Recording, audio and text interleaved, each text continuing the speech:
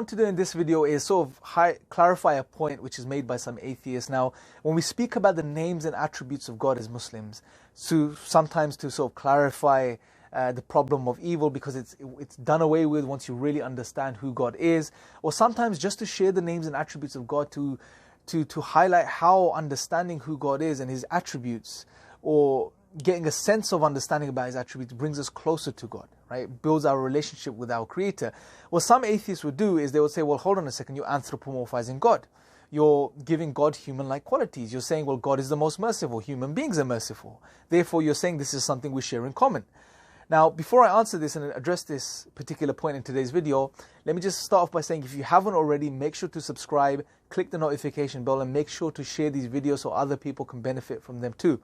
That being said, let's address this problem. Now, the first thing I want to highlight is that this issue is not unique to people that we live amongst today. If you look throughout history, there were certain offshoots in Islam, certain groups who were influenced by certain philosophies and philosophical outlooks that also made such claims. And what they would do is that they would approach the names and attributes of God and say, well, look, when God says He's the most merciful, it's not to be understood like this. We have to interpret these in a figurative way.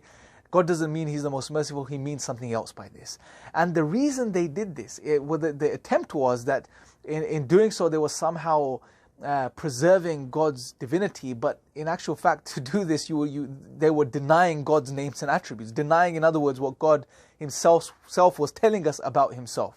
Right? And the reason they fell into these errors and people today fall into these errors is based on some basic misunderstandings, some fundamentally flawed assumptions, and which is in this case, for example, when they read God is the most merciful, they automatically, for some reason, understand that as if that mercy is to be understood as we understand mercy, or from a human perspective, right? But why understand it or ponder upon it in such a way?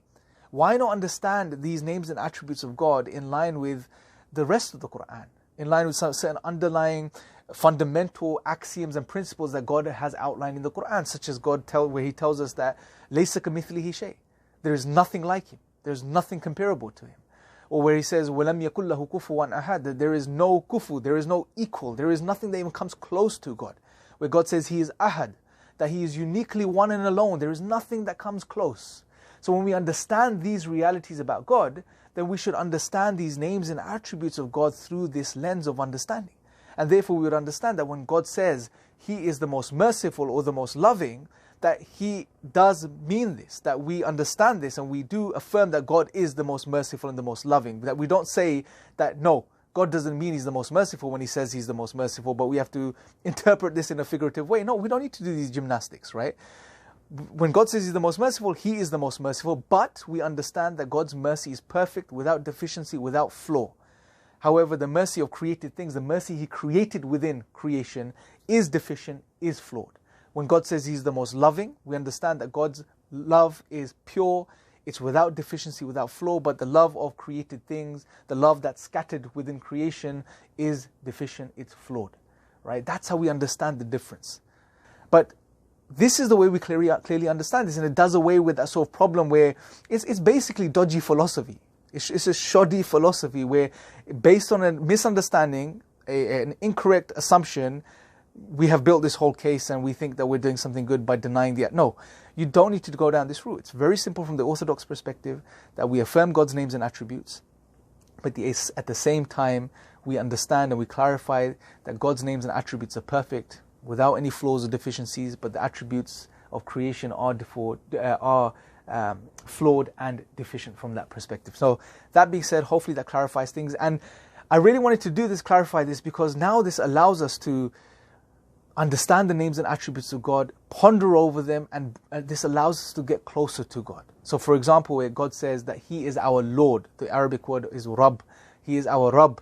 This brings the understanding that He is the one that provides for us, sustains us, nourishes us. He is the one that's ensuring our growth, our sustenance. He is the one that's, taking care of every moment of our existence. So when we understand this, this brings our hearts closer to our Creator, right? Instead of denying these names and attributes of God or understanding them in a sort of deficient way as we would understand the attributes and names of creation. Also reflect upon it. Reflect upon the difference. For example, when we know of or hear of someone that's loving, or we experience the love of someone in our family or our friend circle, we are drawn to that person. But reflect upon this, that their love is deficient. It's not perfect, you know. It's probably dependent, right? But yet we are drawn to such a person. What about the being whose love is pure? It's without deficiency, without flaw, with the being who loves us more than our own mothers love us. Shouldn't we be drawn to him, right? So reflect upon the names and attributes of God. And I really encourage everyone to do this, including the non-Muslims, but do it with this clear understanding of God's names and attributes. I thank you guys. Let me know your thoughts in the comments below. Make sure to subscribe, click the notification bell. Until next time, take care.